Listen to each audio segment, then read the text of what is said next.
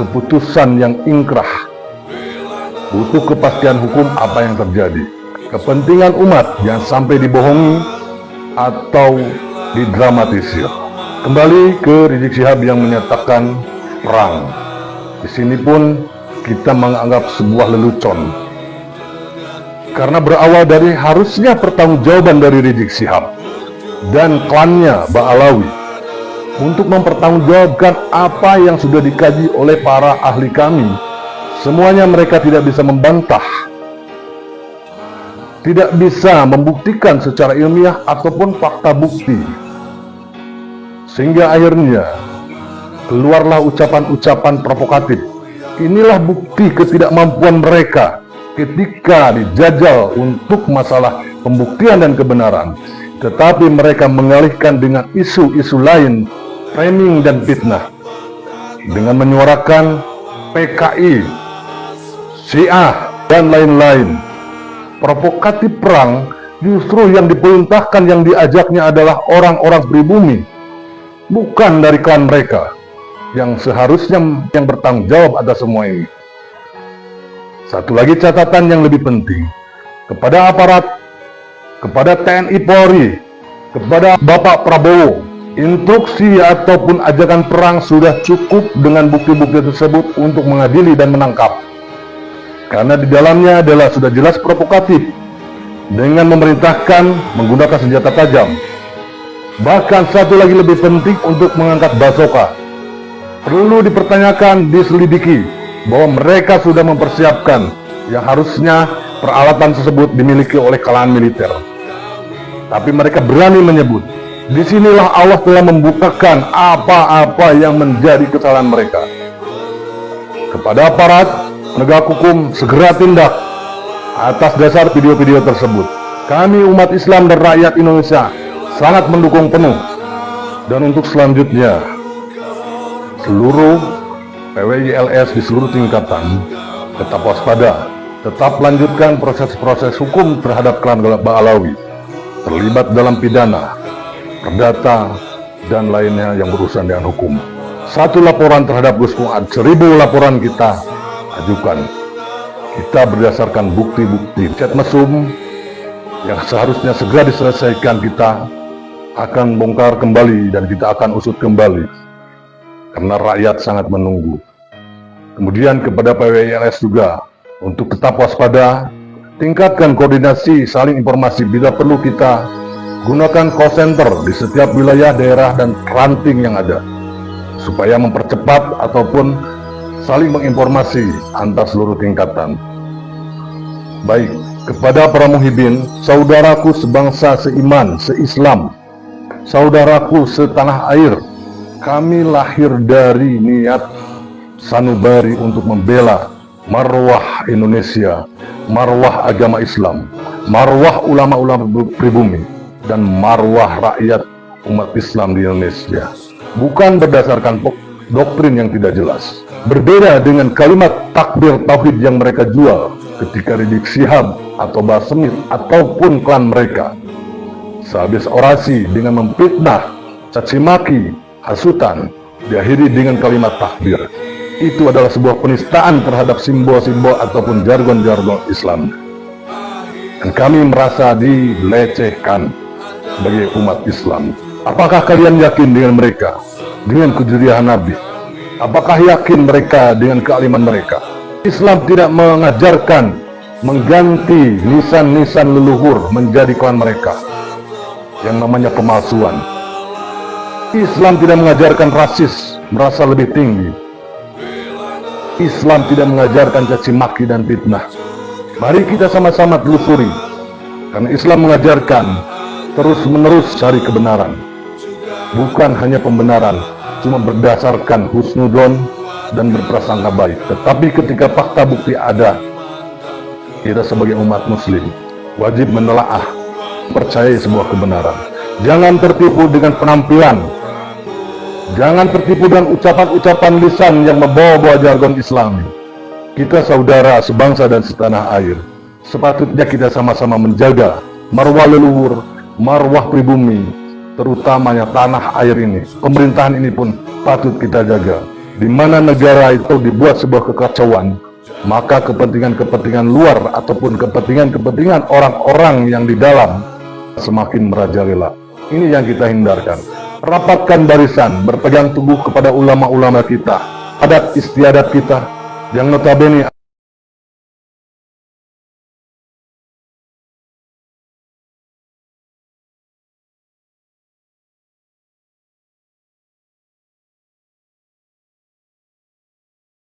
Assalamualaikum warahmatullahi wabarakatuh.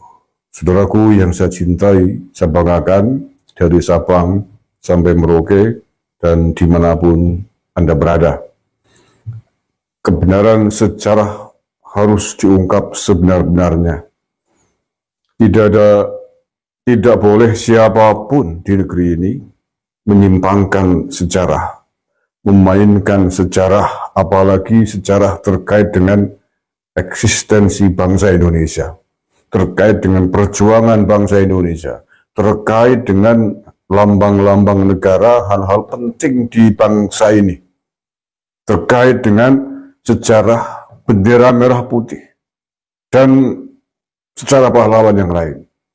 Tidak boleh siapapun memainkan dan memalsukan, apalagi ketika yang memainkan, yang memalsukan adalah keturunan bangsa asing di bumi Nusantara ini.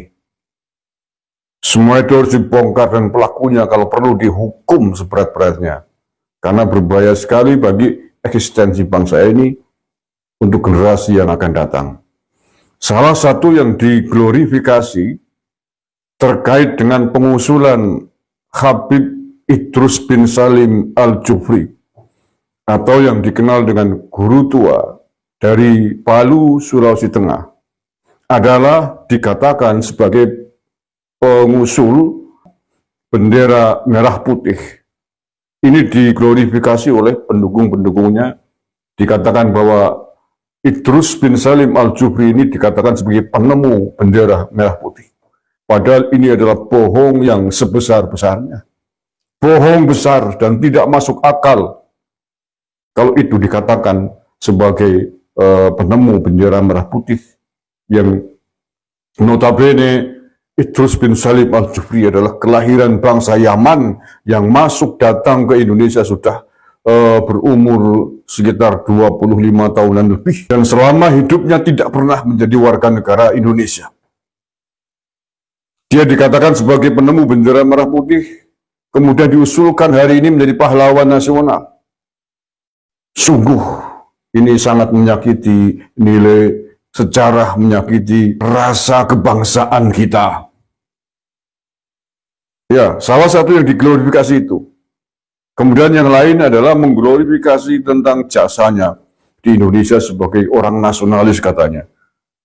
Orang yang punya pembelaan jasa besar dengan bangsa ini. Tentu ini tidak bisa dibiarkan. Tidak hanya tentang penolakan yang bersangkutan menjadi pahlawan nasional, karena memang tidak pantas, dan juga kemudian sejarahnya juga harus diluruskan.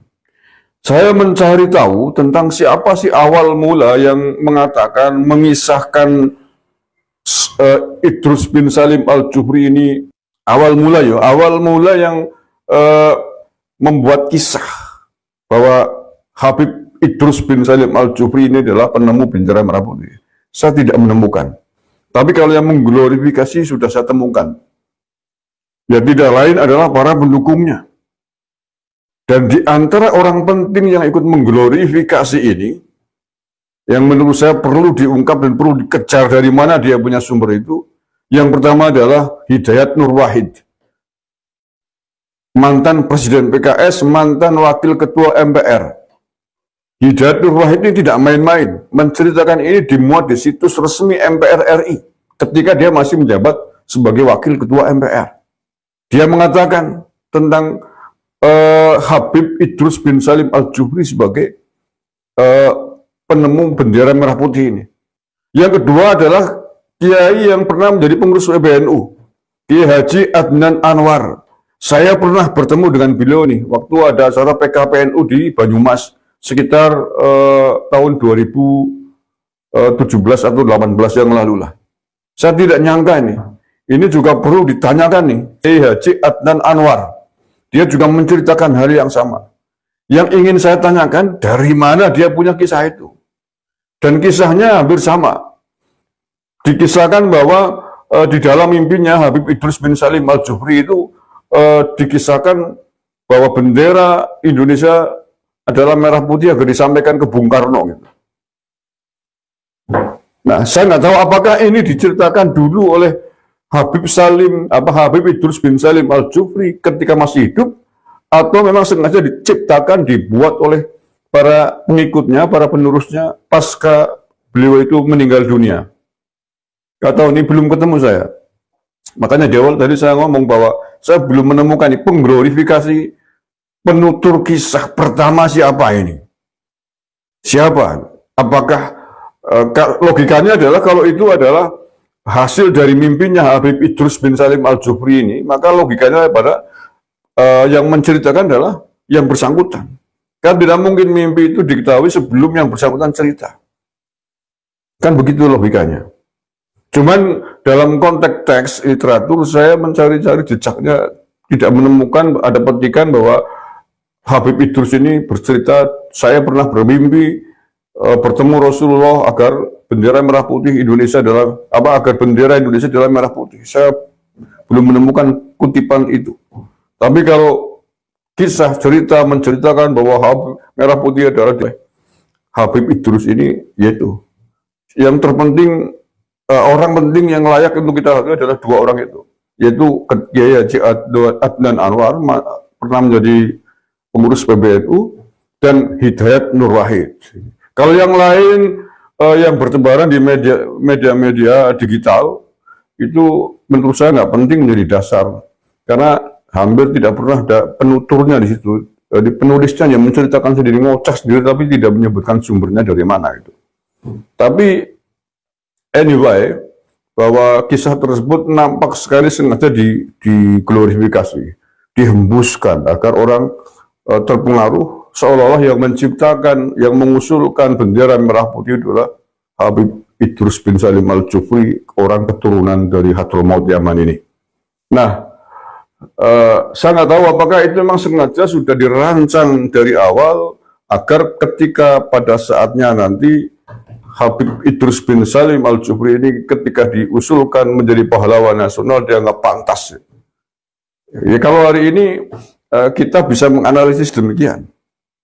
Agar pantas, oh ya pantaslah kalau penemu bendera merah putih diusulkan pahlawan nasional. Kan bisa begitu. Iya. Tapi faktanya hari ini memang diusulkan menjadi pahlawan nasional. Walaupun saya optimis, yakin betul bahwa dengan track record sejarah yang ada, hampir kebangetan kalau sampai diangkat menjadi pahlawan nasional. Ya. Kita berbicara sejarah, bro, bukan masalah kebencian. Kita berbicara fakta-fakta sejarah. Bagaimana mungkin orang yang datang ke Indonesia pada sekitar tahun 1926,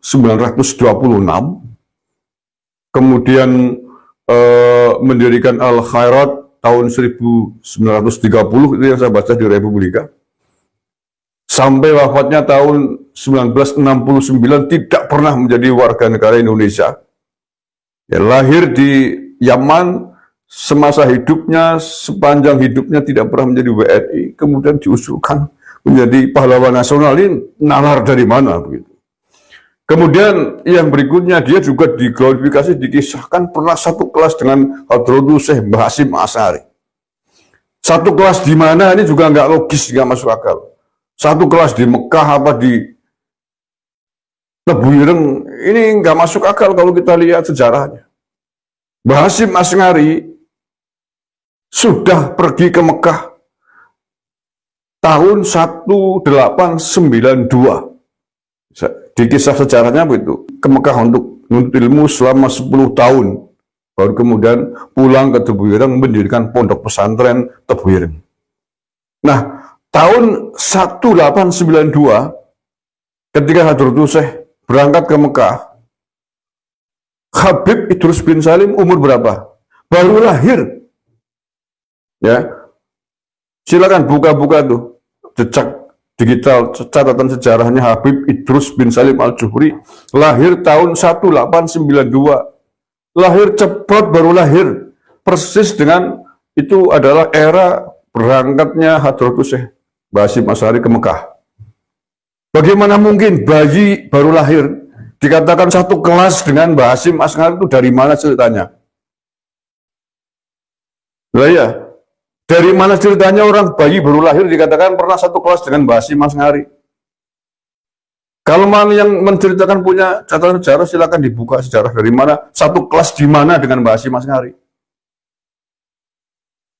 Nah iya, Basim Asy'ari kemudian 10 tahun setelah di Mekah kondur pulang ke Tebuireng dan mendirikan pesantren. 1890 tambah 10 berapa? Tahun 1902 ya. 1902 Basim Asy'ari pulang ke Tebuireng kemudian mendirikan pesantren di Tebuireng. Habib Salim Al-Juhri masuk ke Indonesia tahun 1925-26 sekitar itu, sebelum Robitul Alawiyah didirikan oleh Belanda.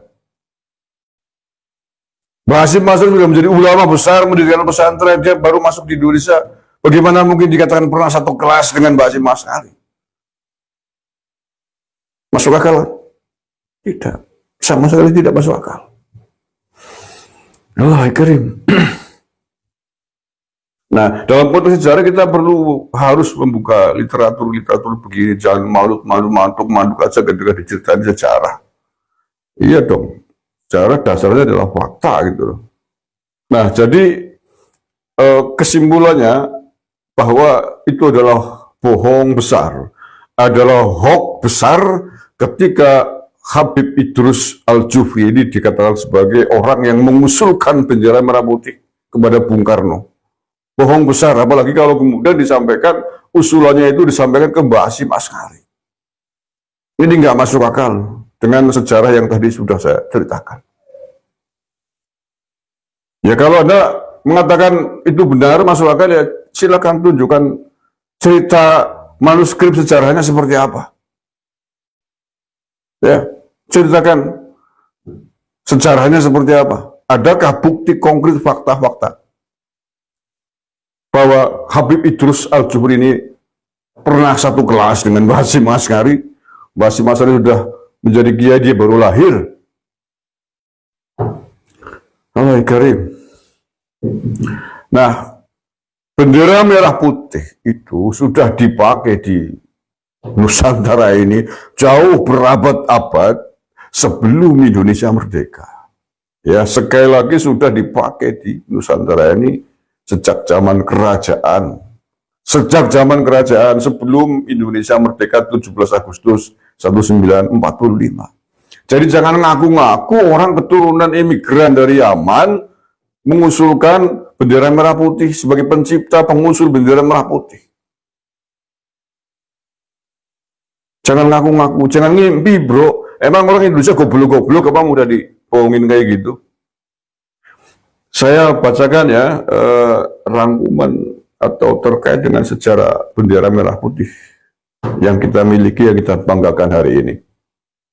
Bendera merah putih itu memiliki akar sejarah yang panjang di Nusantara, jauh sebelum kemerdekaan Indonesia.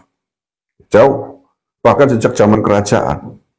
Nah, yang pertama, sejak zaman kerajaan Kediri, yakni kerajaan yang eksis pada tahun 1292 Masehi. 1292 Masehi. Pasukan Raja Jayakatwang menggunakan bendera merah putih dalam peperangan melawan Prabu Kertanegara dari Kerajaan Singasari. Tahun 1292, kerajaan di Nusantara sudah menggunakan merah putih.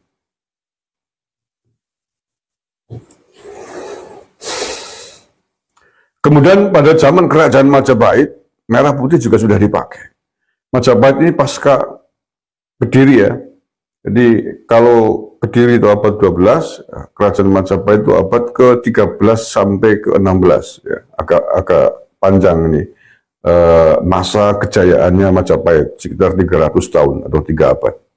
Merah putih menjadi lambang kebesaran kerajaan, Empu Prapanca dalam kitab Negara Kertagama mencatat bahwa sejak tahun 1350 hingga 1389 Masehi, bendera ini selalu digunakan dalam upacara kerajaan Prabu Hayam Wuruk. Nah, kan? Kemudian di Tanah Batak, Sisinga Mangaraja ke-9 memakai bendera merah putih sebagai bendera perang. Di tengahnya terdapat gambar pedang kembar berwarna putih dengan dasar merah dan putih. Kemudian di Aceh juga sudah pernah digunakan.